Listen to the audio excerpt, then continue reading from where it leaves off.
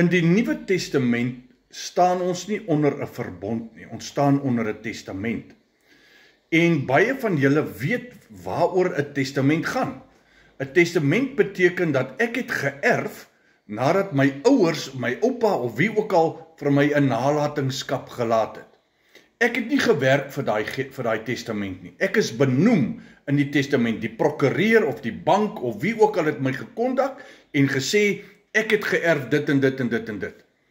Jy sien, en dit is wat Christus kom doen het. Ek en jy het nie gewerk vir redding nie. En dit is wat Efesiërs 2 vir ons sê. Ons kan nie werk vir dit wat ons het nie. Die verbond bring nie vir my die redding nie. Die verbond bring nie vir my erfdeel nie. Maar die testament wat Jesus Christus op Golgotha vir jou en vir my bewerkstel het, bring vir my daai, as ek hom nou aanneem en verklaar dat hy my Heer en my Meester is.